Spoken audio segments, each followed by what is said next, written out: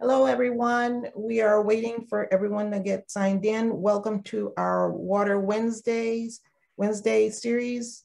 Tonight, we are going to talk about mastodons and how they were sipping on our water. We're going to give it a few minutes for everybody to get signed in, and then we'll begin.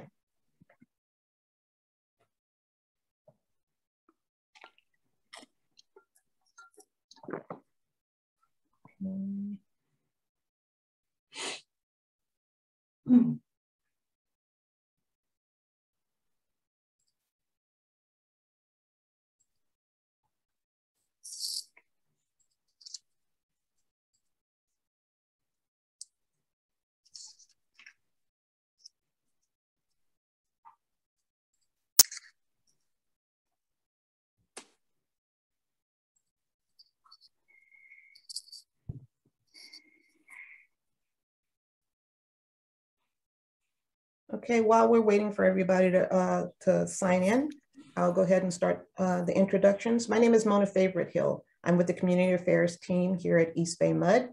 So I'm going to be wrangling tonight and making sure everybody gets all the information they need. Our panelists tonight are Greg Franczyk, our ranger naturalist and discoverer of major fossil finds. And then Nelsie Rodriguez, our public information rep and star reporter, and the two of them are going to talk you through this process. We also have with us Charlotte Sullivan, also part of the public affairs team, and she will help us with our Q&A. And this is how we're going to roll, folks. Please put questions in the Q&A. We're going to do the presentation, and then after we complete the presentations, then we'll have time for questions. After that, if we can make it work, we will play a little game and give away a couple of prizes. So if you will hang on with us, I'm going to give it about 2 more minutes, and then we'll get started.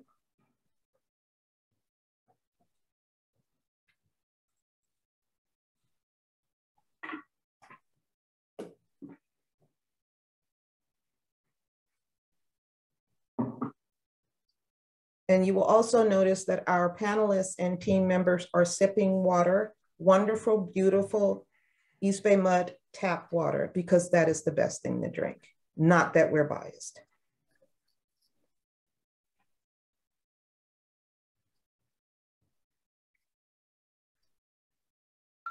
Okay, it's about 3 actors, so we're going to go ahead and get started. And I'm going to start off by saying, once again, this is our Zoom webinar. The webinar is being recorded, so your questions in the Q&A will be recorded as well.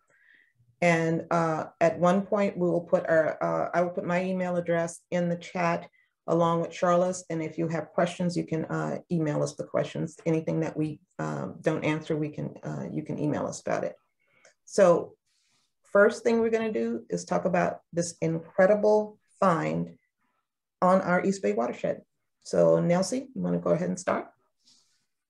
Hey, good evening, everyone. Thank you for joining us today. We're very excited to share with you this discovery made by Ranger Naturalist Greg Franczyk, who's on the call with us today. We're going to walk through a virtual presentation that we created to share the news with the world. This story map lives on eastbaymud.com. It's here, ebmud.com/education. And here's the link to it. And this is the presentation here. So before I jump in, I want to give a moment for Greg to introduce himself. Hello, everybody. Greg Franczyk here. I'm a ranger naturalist with East Bay Mud, and I'm coming to you tonight live from the Fossil Lab. And I'm looking forward to sharing some information about what the discovery is like and how we're conducting the science of this paleontology discovery. Thanks so much, Greg. Greg and I have been working together since his initial discovery in 2020 to bring this news to the public. So thank you again for taking the time today to learn about what we've discovered. So here we are starting on this virtual map. We're going to start in the Sierra Nevada mountains. The Sierra Nevada mountains is 90% of the drinking water that we deliver to 1.4 million people in the East Bay area in Alameda and Contra Costa counties. This is pure snowmelt that we drink, and it's treated to the highest standards. We have some of the best water quality on the planet. And as you'll see, this has been going on for millions of years. People have been relying on this water cycle, this right here. This is McCullumney Hill. It is the peak of our watershed. The McCullumney River is the primary drinking source for East Bay Mud customers. And the watershed that surrounds it is the land where we capture water from the mountains, and then we hold it in reservoirs. So what we're looking at here is Party Reservoir. I'll zoom out a little bit so you can see in location where we are. If you're not here in the Bay Area with us, if you're not in California, we are in Northern California, north of San Francisco. So here, I'm zooming out just really quickly to show you the coastline. This is California, and we live here, and our water comes from here, this dot. So I'll zoom back in and talk to you very briefly about Party Reservoir. This is our primary drinking water. So the water that comes down from the McCullumney Hill comes through this watershed, and we capture it here in Party Reservoir. From here, it travels 90 miles using mostly gravity flow through aqueducts to the East Bay area. This is a no contact body water. So we do provide ample recreation around this land, around this body of water, but we do not permit you to touch the water. So there's no swimming in this reservoir. You can boat on it, but being that this is what we drink, we don't want to allow humans to, taint it. Further downstream is Comanche Reservoir. Now this you can swim in. This is our second primary reservoir that we used for flood control. Basically, we take the water from Party and bring it to our customers, and then we release water downstream into Comanche in a methodical, very well planned manner in order to safely release it downstream further so we don't flood communities below us. In these two reservoirs, there are about 28,000 acres of watershed land who are they're protected. The land is protected and managed by our ranger staff, including Greg. So today, that's right. Excuse me, go ahead, Greg.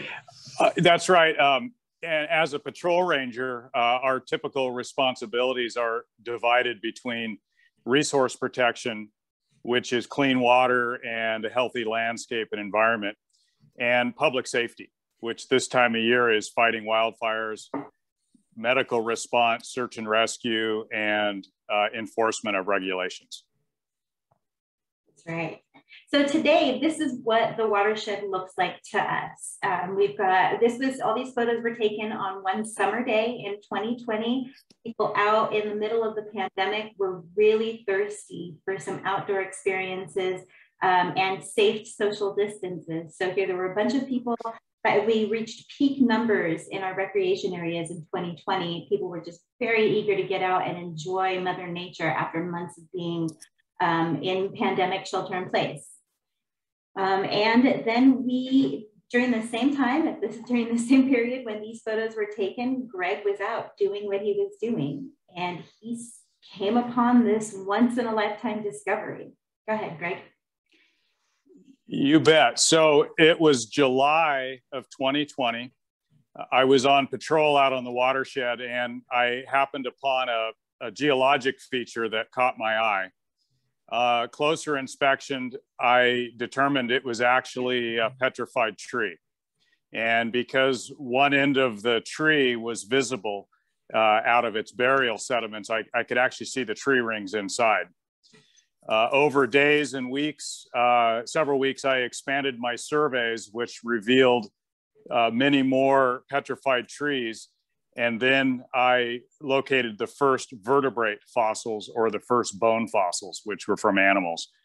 What I didn't realize at that time was those bones that you see on the screen right now were actually the bones of great beasts that had roamed the landscape millions of years before. I reached out to colleagues who confirmed the things that I was looking at.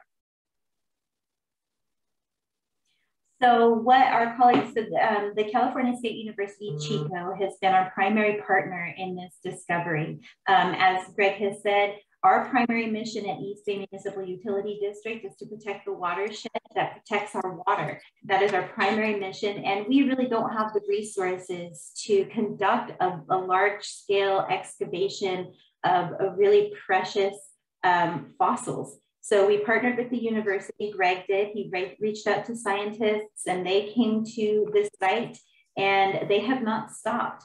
Some of the fossils that have been found, we've found hundreds of fossils representing about a dozen different species, come from the Miocene epoch. So we're here. This is the age of mammals. It was after the extinction of dinosaurs. This mammals came in about 23 million years ago, and it was before humans developed. So these fossils have been in the ground for 5 to 10 or more million years. And we do want to take a moment to say this discovery was made in 2020, but we are continuing to learn so much. So these are our best understandings of our findings. But that's to say that doesn't mean that we have all the answers yet. We're finding more every day, learning more every day, and refining what our findings are. So we're moving from the Miocene epoch. This is an illustration. So if you're going to be playing the trivia game later, you'll get a poster that's somewhat of an iteration of this. This was an illustration by an artist named Anton, excuse me. I'm spacing on his name right quick. I'll show you. It's Mauricio Anton. Mauricio Anton. Thank you, Greg. So this is what the landscape may have looked like. And these are some of the findings that Greg has and the scientists have pulled from the watershed where we continue to drink today. So there were these ancient elephants, mastodons, and gomphotheres. There were horses and camels and rhinoceros, tapirs, and bone-crushing dogs who were all, as far as we understand, who were all relying on the exact same water cycle we drink today. They were doing it 5 to 10 million years ago. You want to say anything here, Greg? I do. So I just love this artwork, and it is a really good depiction of what the very landscape may have looked like in the place where we're excavating these fossils. We do believe that it was a mixture of grassland and maybe forest. So we probably had deciduous and conifer trees. The species that you see in this artwork are probably very close to what we had on site. In fact, you'll see the rhinos there. We believe we found perhaps 2 different species of rhinos. The elephant looking creatures in the background would be distant relatives of modern elephant. And in the case of in this artwork, those are gomphotheres. And we'll talk a little bit more about gomphotheres when we're farther into the program. We see 2 different horses, probably 2 different species there. In the foreground, you'll see a pronghorn antelope. And we have found pronghorn antelope. In fact, one of the recent finds out there, I'm going to hold a fossil up. This is a bone from a pronghorn antelope right here. And then in the foreground, we've got the dogs, and those would be the bone-crushing dogs. We do have evidence that the dogs were on scene as well. Thank you, Nelsie. Thank you, Greg. So here, shortly after that discovery, Greg reached out to the scientists at the California State University, Chico, and they have continued. The excavation continues to this day. It's been more than a year. They've found fossils from mastodons, from gomphothere, from rhinos, camels, horses, birds, fish, tortoise, a tapir. And we'll go through some of these now. One of the most prominent finds, and there's only been one so far, but this is very significant for us because we continue to monitor this species in particular to determine the quality of our water. Greg found the remains of a fossilized fish. And here you'll see is the very faint fish fossil. Today, we continue to look at the health of the fish run to determine how strong our water quality is. So our Chinook salmon that are born in the Mokelumne River travel downstream through the river, just as we looked at up above in the map. And then they turn into saltwater fish and they go out into the ocean for years. And then using their genetic evolution traits, they find their way right back to our river, to the Mokelumne River watershed. And they use that using their salmon senses. So they, it's like a smell kind of situation. And the healthier our river is, the better they're able to smell their way back home. And then when they get back to their river where they were born, they lay their eggs and they die. That's the life cycle of a salmon, and the cycle continues all over again. So today, millions of years later, we're still monitoring these kinds of species to make sure that our water quality remains high. You want to talk about this discovery here, Greg? I sure will. So this fish fossil I found on Halloween of 2020.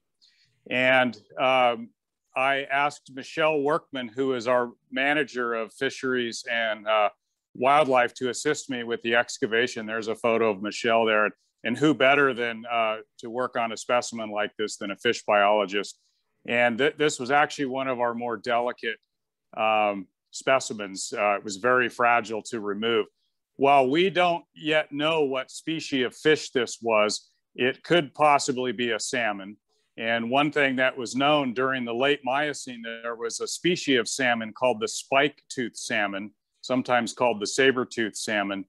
They were known to get over 7 feet in length and maybe at least 400 pounds. Of course, that specimen you saw in the photo is not that big. But as we go farther into the study, we'll determine hopefully what species of fish that was. Right, so here, this photo, we have an illustration of what we best understand a saber-toothed salmon may have looked like.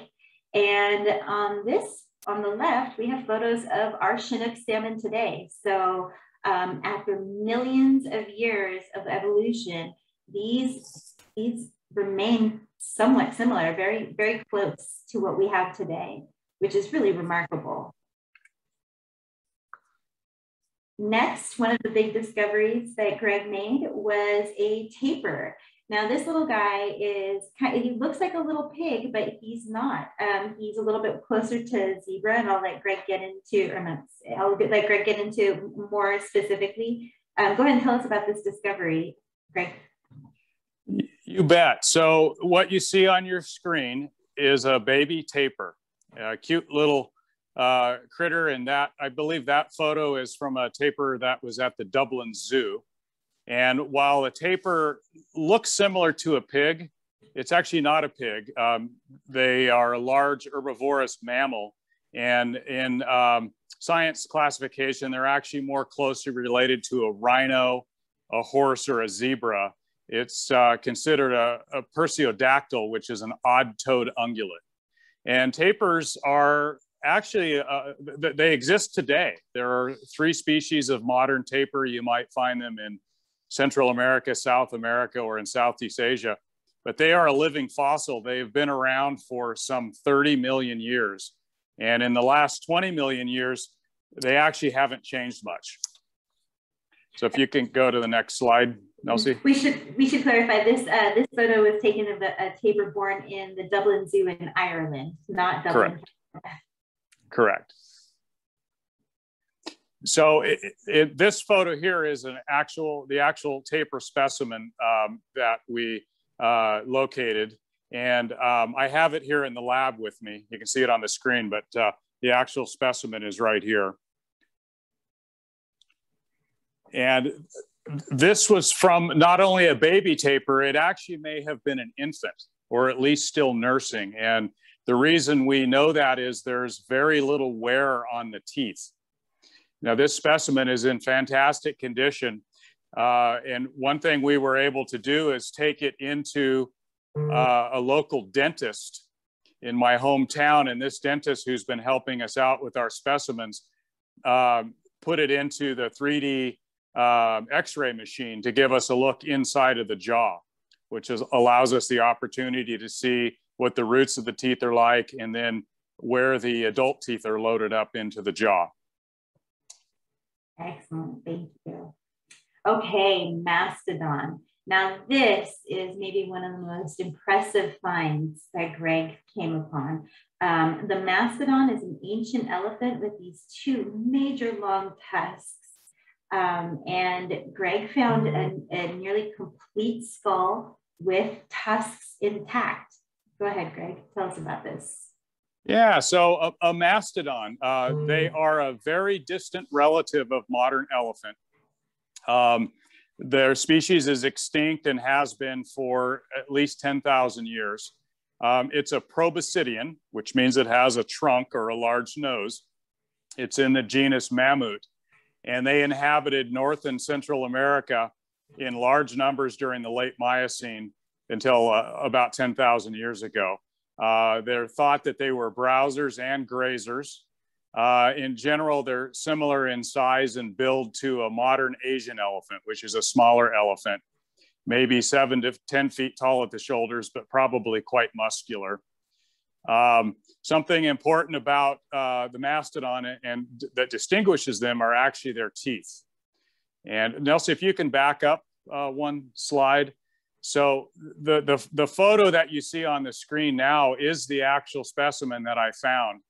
And I located this on New Year's Day of 2021 in nearly this condition. There was a little bit of material over the top of it, but basically this is what it looked like the morning that we began work on it.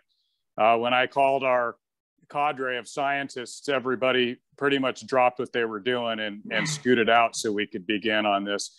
So the teeth are important when we're IDing these critters, and what you see in the photo are some photos that we laid down on the ground to help us distinguish what the teeth were. And Nelsie, if you can go to the next slide. So that's one of the tusks inside of the jacket, which is the sediment surrounding it. And here is the plaster and burlap jackets of the tusks. So for excavation of this specimen, it took us about 124 hours to carefully dig around it in the ground. We separated it from the ground, put a plaster and burlap jacket around it. And then because it weighed more than 350 pounds, it took about 8 people to lift it out of the ground, carry it up a hillside carefully, and load it into the back of the truck. And here is the skull and partial tusk once we got it into the lab and got the jacket opened up. And here is the skull and tusks in the lab after more excavation. And the lab we're referring to is the Gateway Science Museum at California State University, Chico. Here are the Mastodon teeth. I have to tell you that when Greg text messaged me this photo, it was maybe the most exciting text message I've ever received in my life. I couldn't grasp how massive this beast must have been to have a partial tooth like this to eat vegetables, basically. Correct. So what's fun about that sliding photo is right there is the tooth. And this is a partial molar from a mastodon. And they get bigger than this. So this was not a gigantic animal in terms of mastodons. They get bigger than this one. But this, I took this photo moments after I found it. And this is from the animal that we saw in the previous photos. It was just deeper down in the pit. And I did text Nelsie right after I found it with this photo. And then if you operate the slider, this is the same tooth after preparation, after it's been in the lab and been stabilized, and we did some initial study on it. One thing that's distinguishable about the mastodon teeth are how it's cusped. And those teeth were perfect for the woody materials that the mastodon ate. Excellent. Now, camels. Greg has found an abundance of evidence of fossils of camels, and while we most associate them with desert living, arid landscapes, they were here too in North America. We have found, Greg has found some fossils to represent this species, the AP camelus, which was a type of camel that had not yet developed its namesake characteristic, the camel hump. And on this side it's a camel toe fossil. You want to tell us about this, Greg?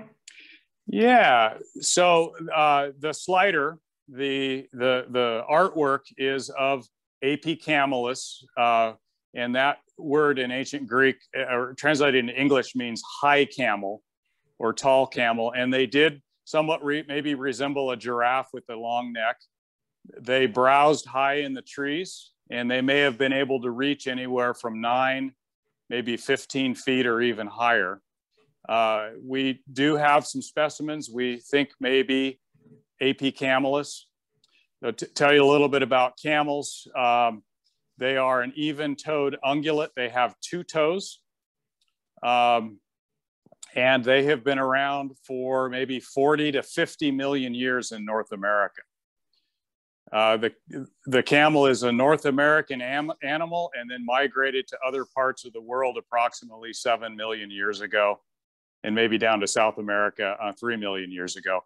If you'll operate the slider, Nelsie, that bone is a toe bone of a camel. That is a proximal phalange, which of the 3 toe bones, that would be the uppermost bone that make up the toe. And that'll give you an idea of how massive that creature was.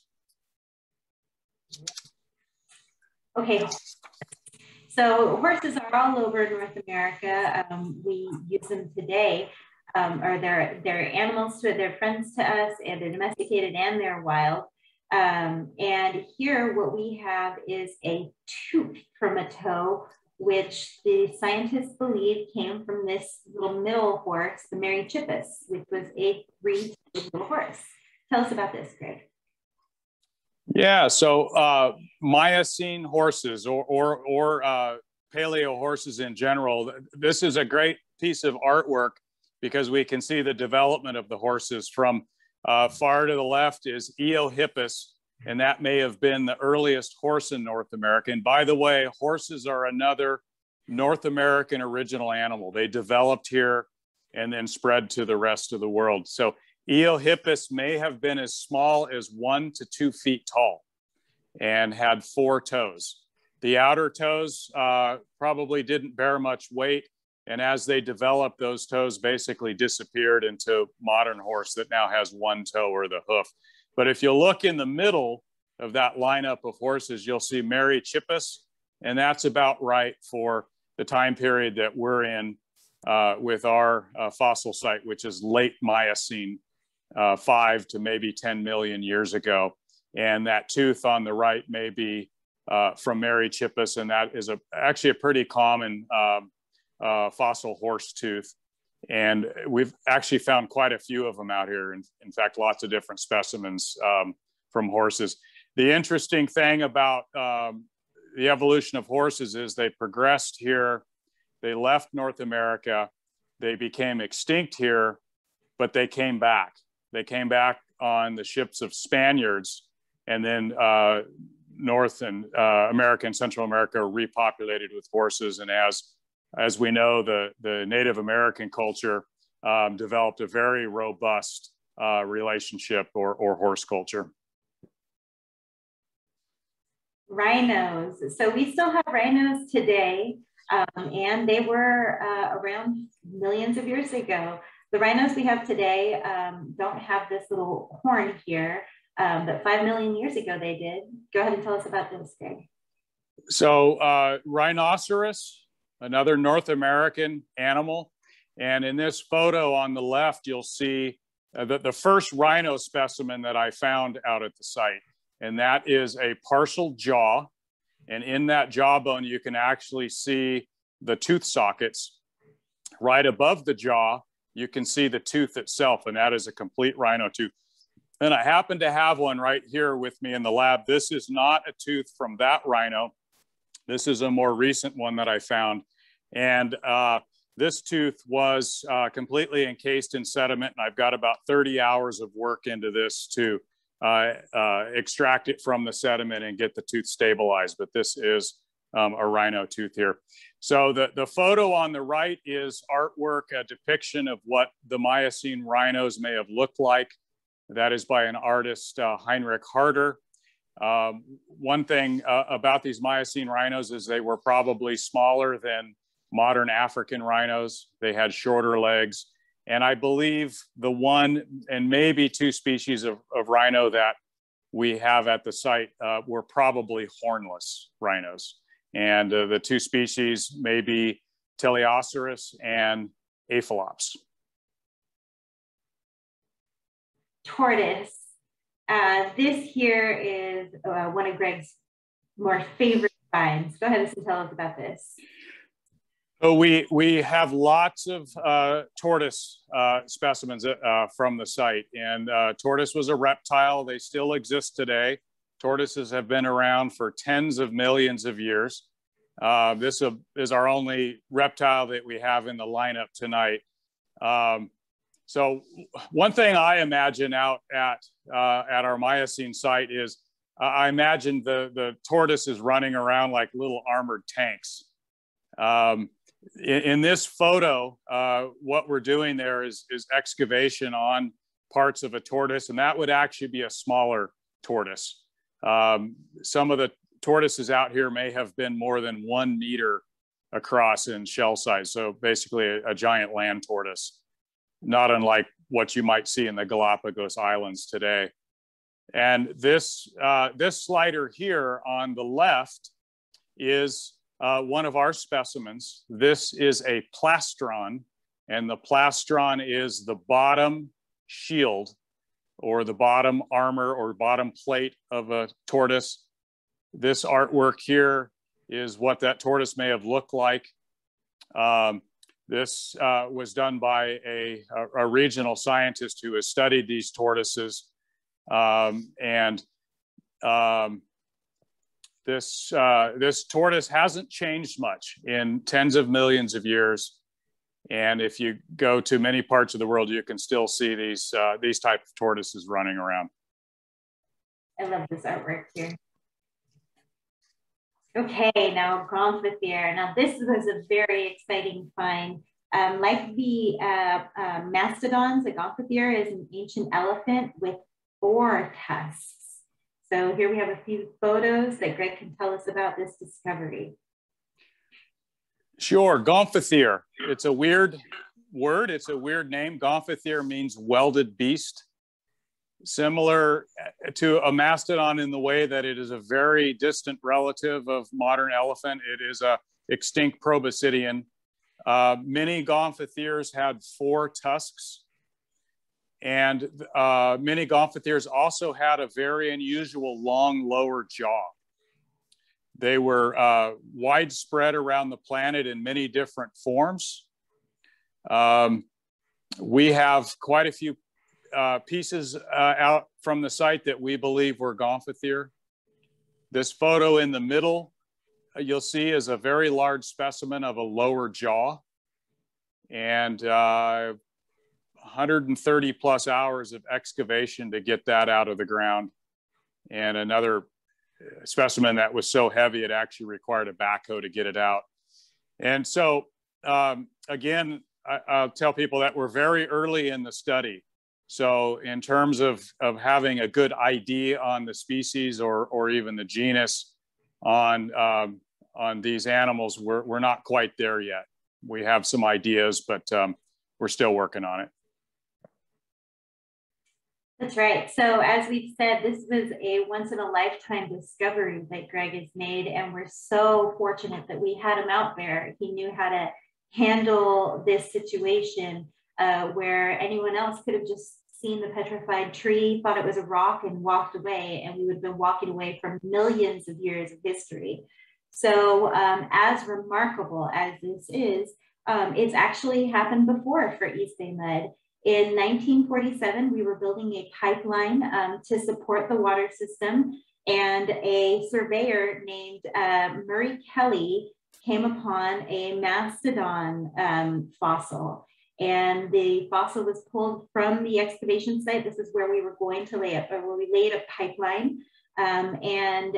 They brought out scientists and conducted the same kind of processing that we're using today.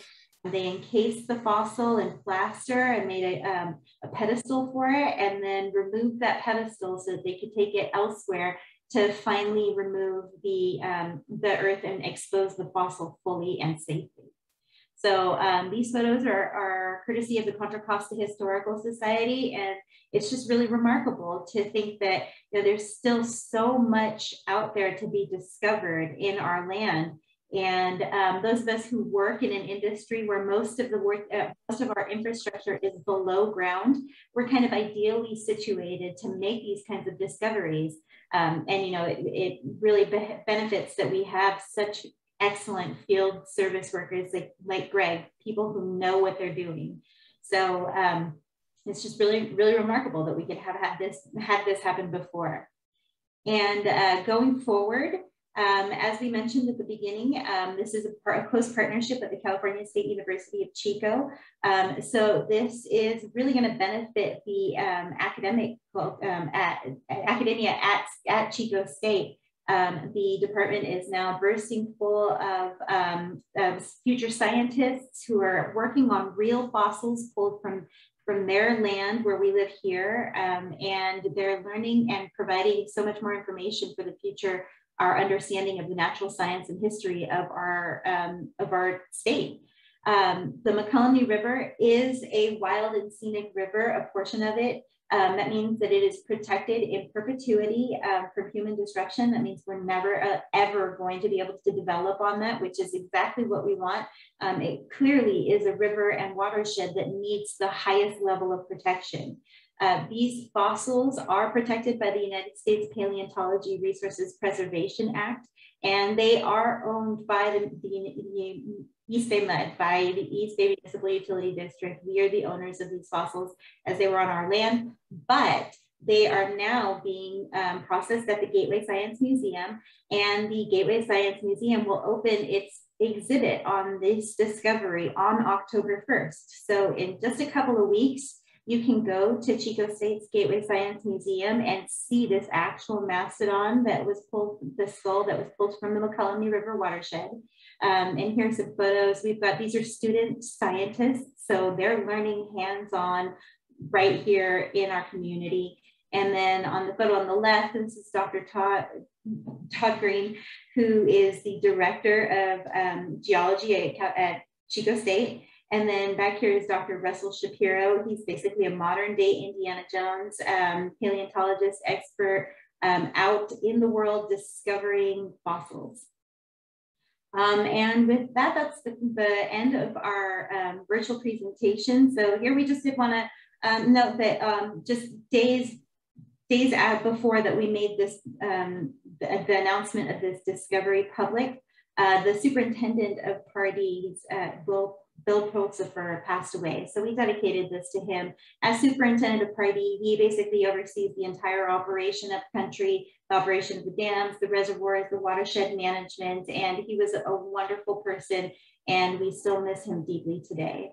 And down here is where you can find more information about all the images that you have seen today. Anything that's not listed in this section here is property of the East Bay Municipal Utility District. So you are more than welcome to share this with anyone you want.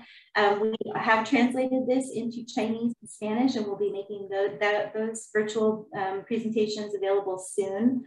And again, we encourage you to go check out the exhibit at the Gateway Science Museum when it opens on October 1st. And with that, I think Greg, would you like to add anything, any final thoughts or closing? And we would head into questions after this. There was one more specimen that I wanted to share that I have. So this is, it's kind of like a big paperweight, but this is a chunk of tusk. And we don't know yet if this is from mastodon or a gomphothere, but about a 12-inch section of tusk and it probably weighs more than 15 pounds. You could use it to lift weights or for exercise, but this is what it looks like here. Look at that. That is incredible. Okay. So, Mona, do you want me to stop sharing my screen now? Yes, please. Thank you. Okay, folks, we're going to, before we get to questions, I want you to know at the end of, after we do the questions, we're going to try to do a trivia game. I am new at this, so please bear with me if we get it wrong. But in order for you to play the trivia game, you'll need to use your phone. And on your phone, you'd log into kahoot.it, kahoot.it. So look it up, and then when you, and I will give you the game pin right before we start the game, and you'll be able to answer 5 trivia questions. The top 3 winners will get a copy of that beautiful poster that we showed you earlier, and we'll mail that to you. And we have a couple of East Bay Mudders on joining us tonight, our General Manager, Clifford Chan, and one of our directors, Marguerite Young. They are not qualified to win, just saying, in case they want to try. But so we will play that game in a minute, but first we're going to start off with some of the questions, and I will go to some of the bigger questions so we can make sure we get as many answered as possible. And we'll start with the directly in the Q&A. And so someone asked if citizens and East Bay Mud customers can visit the site, and can we see the excavations and see the environment, etc. At this time, no. As we said earlier, the excavation continues, and because it is so sensitive, we're not allowing the public or members of the press to the site now. It's basically under very tight security. The only people who are on scene are field experts. These fossils are protected federally, and we want to make sure that they're preserved. So unfortunately, at this time, the answer is no. Okay, and Greg, we had a couple of questions about the type of petrified tree. Do you know what type of tree it was, what species it was? The easy answer is no. We're in process on that. We do believe we have both deciduous and conifer trees, and quite a few different leaves, twigs, branches, and other debris that would be related to floods and debris flow during the time that this sedimentary material was brought in. Okay, and a couple of questions. How about, have we found any birds? Yes, we have one bird, nearly complete, I'd say partial, very small, probably even smaller than a hummingbird. And we have one other singular bird bone. And we do not have any type of ID on those yet. Okay. And in the drawing, we have the animals all clustered in this single area. Did they all perish around the same time? Were they deposited there by animals that fed on them there? Those are great questions and things that, that we ponder all of the time. So these burials were largely flood and debris events. We don't yet know over what time frame, like how far apart these occurrences happened. We are working on the geochronology right now. We have 2 brilliant scientists who are dating the burial sediments. We'll have more answers to that. Were these remains related to predators? It's possible. So I will tell you that there is a pretty good percentage of the bone fossils that we find that were chewed on by animals. They have tooth marks on them. It's thought that a lot of this was from the bone crushing dogs. And that would maybe indicate, or would indicate, that before burial, the animals were already dead. Also, I found a bone recently, which I think is a part of a camel, and it has tooth marks on it that look like they're from a rodent. Okay. And then we had a question about the little tapir. The tapir teeth look almost like amber. is that their natural appearance, or have they been coated with preservative? That is exactly how the specimen came out of the ground. I'm going to hold it up again. In fact, I'll take it out of its foam nest here, and I'll hold it up to the camera. But these are the teeth. They're absolutely beautiful. Wow. And in fantastic condition. And they do look like amber, but they are not painted. The only treatment of this specimen is with a type of a preservative we use called Bootvar. And the Bootvar, it strengthens the bone matrix, basically. I mentioned earlier how a local dentist is helping us with the x-rays and the scanning. Using those 3D scans, we are also having models printed, 3D prints, and they're exact replicas. And in the case of this taper jaw, I've taken those models and I've painted them up to look exactly like the real specimen. And then we can loan those out to other scientists, and we can ship them and that type of thing, so other folks can study them as well. That's a very good question. Thank you for that. Okay, and we've got somebody really sharp who caught on to this pretty quick. Were these discoveries possible because of low water levels? Are these wonderful finds a gift of the drought? Well, there's parts of this story that we don't talk about in terms of security. So erosion is almost always a part of paleontology sites. That's the reason generally that paleontology remains are found. So I will suggest that, but we've decided that along the way, there is information we're just not going to share that has anything to do with where the site is. Okay, and this question is about where how and where the fossils were found. Can you tell us what type of rock the fossils were found in? Sandstone, or do you know?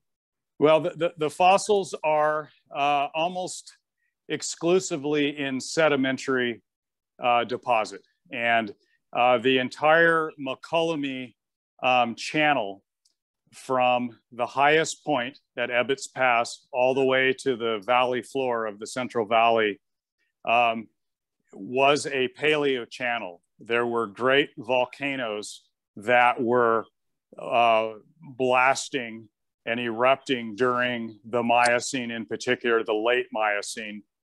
That volcanic debris mixed with sediments in the ancient river flowed all the way down from Ebbets Pass all the way to the valley floor. And that is the sedimentary remains that we look at in the almost the entire McCullum watershed. Okay. And can you talk about what the continents looked like when these animals roamed North America? How did they get to the other continents? That's a great idea. And I'm afraid that's a little bit out of my area of expertise. However, one thing we do know about the North American continent during the Miocene and the late Miocene, it was changing from grasslands and forests. It was a very dynamic time, and mountain ranges were growing. The Sierra Nevada, which is a young mountain range, was really in its early stages of popping up at that time. And I think that had a lot to do with the different species of animals that came and went. There were also land bridges, and that is what allowed the migration of animals all around the planet. Okay, and Greg, you said that Mastodon eats wood type materials. Is any chance that there would be a bite mark on one of the fossilized trees? Oh, that's a great question.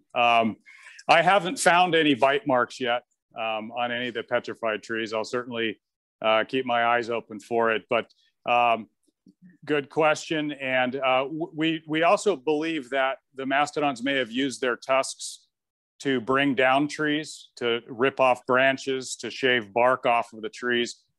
Our mastodon specimen, which is in the Gateway Museum, one of the tusks has a sharper edge on it than the other. And that may have been the tusk that that animal favored to use as a scraping tool. Okay, and do you know why the fossils are so well preserved in this area? What conditions led to that?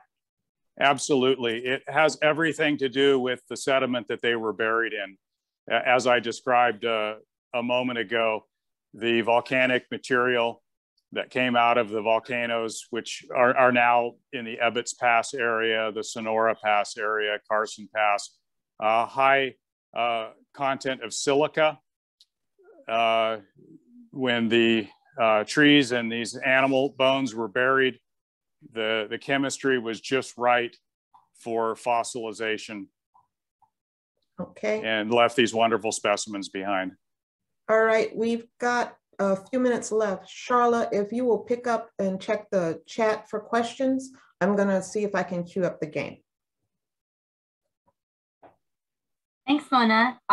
Thank you so much, Greg and Nelsie. There are a few other questions. Early on in the slideshow, there was a nest that was shown, and there was a question about, was that actually an osprey nest?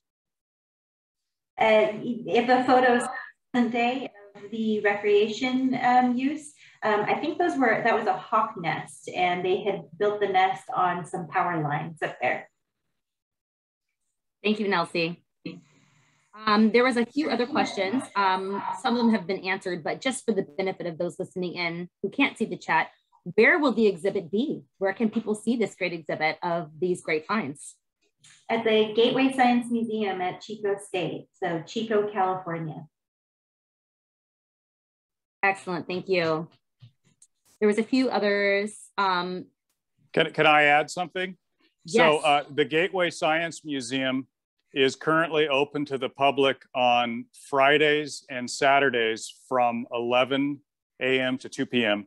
And some of our fossils are visible in the demo lab, which is a laboratory that has glass windows. And when the staff is in there, they can open up the windows and talk to the public and show some of the specimens. So folks could even go up there right now and perhaps see a few of our fossils.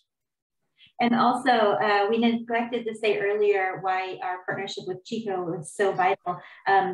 Chico State, the Gateway Science Museum lab, is one of the few accredited labs in Northern California to handle this type of discovery. So you have to reach a certain level of certification to accept these kinds of fossils. I'm so glad we have that partnership. There is a question about the skull on your desk, Greg. What animal does that skull belong to? Okay, that skull, I will say, is not part of our project. And that is a model replica. That was a gift to me by a paleontologist. And that is Agriotherium, which a common name is a dog bear. And that particular specimen was excavated in China. So imagine a 1,200 to 1,500 pound animal, roughly the dimensions of a modern Kodiak bear, but more agile and athletic. And that'll give you an idea of what Agriotherium may have been like.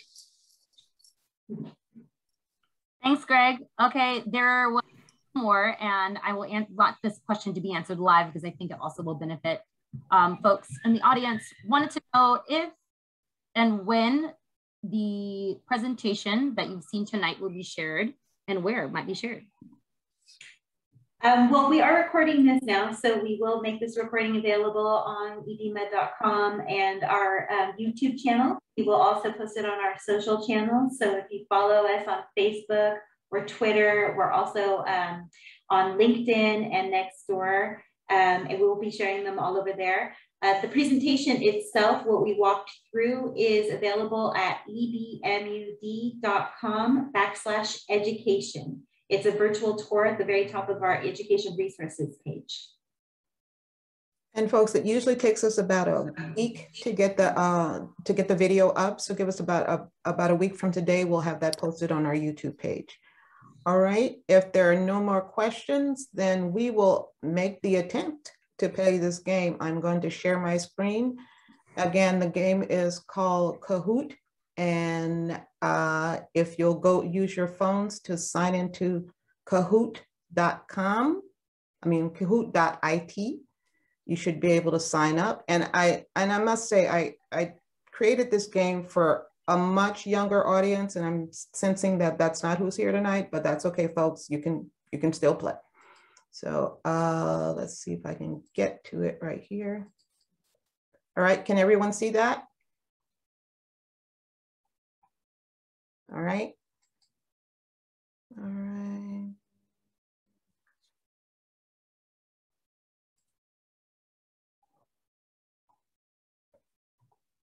All right, let's see if we can get it to load.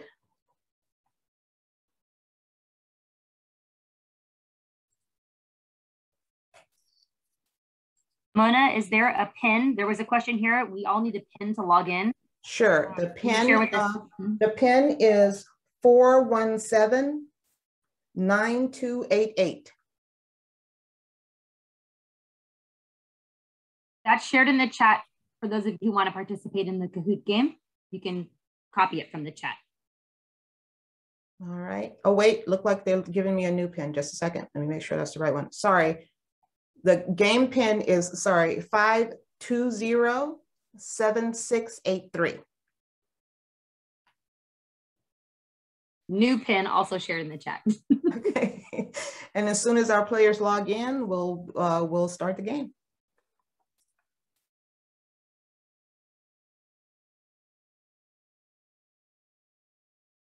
All right, I've got Mystery Hawk and Mighty Crab.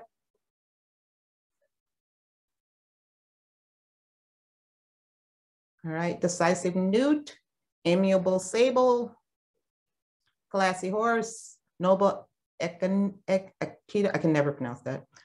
So Daring Rabbit, Rapid But, oh yeah, we're logging in, we're getting there.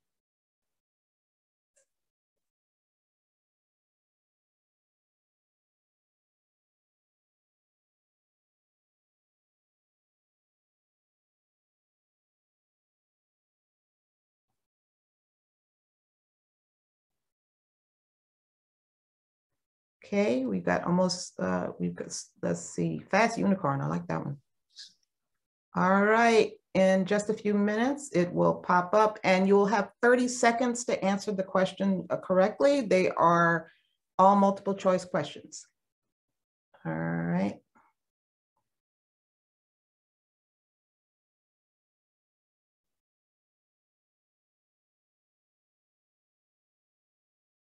Okay, what is a watershed? Okay, is it the building where we keep our water testing equipment? A measurement used to determine how an area of land covered by water, the land surrounding and touching your drinking water.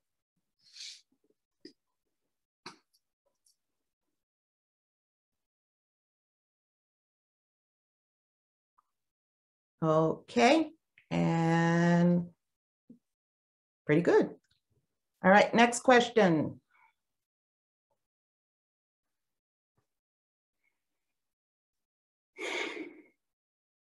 Which river provides 95% of East Bay Mud's drinking water?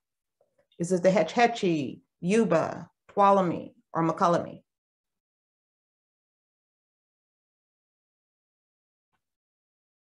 Okay, great.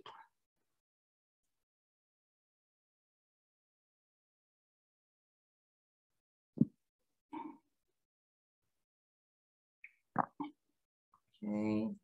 How many tusks did Gomphotheres have? 4, 1, 2, none.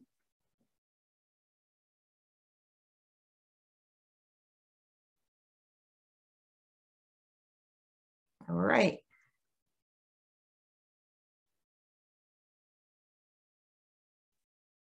Mystery Hawk, you're doing great.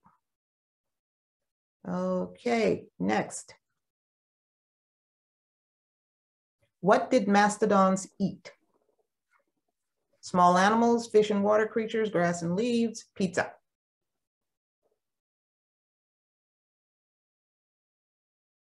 All right.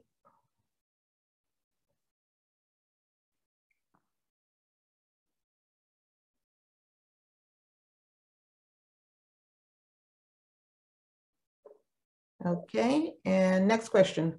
Where can you see the fossils from this find? Oakland Coliseum, UC Berkeley, Cal State East Bay, Gateway Science Museum at Chico State.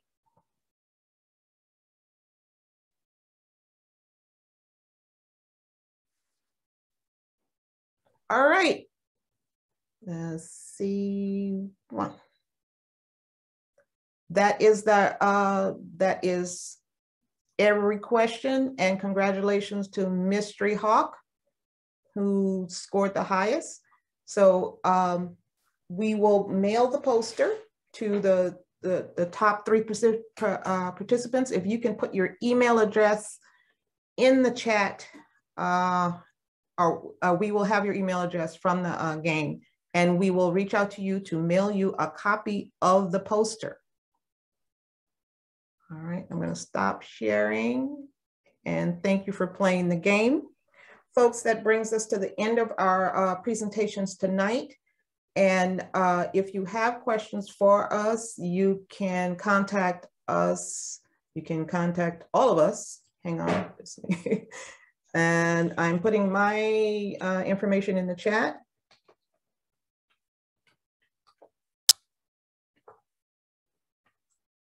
As soon as I remember how to spell my name.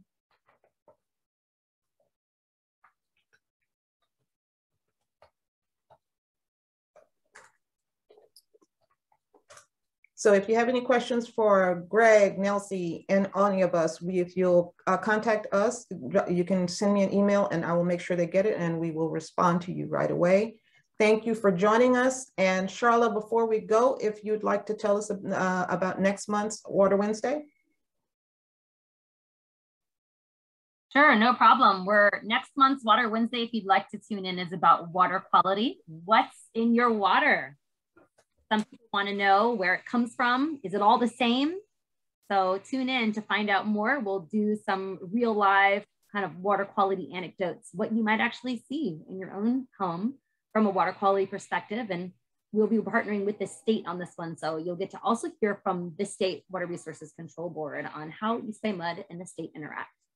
And what date is that? We're talking to you about that. What date is that, Charla?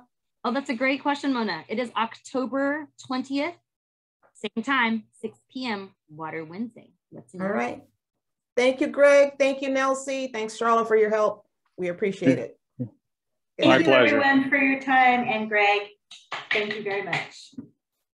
Bye. Thank you. Bye, guys.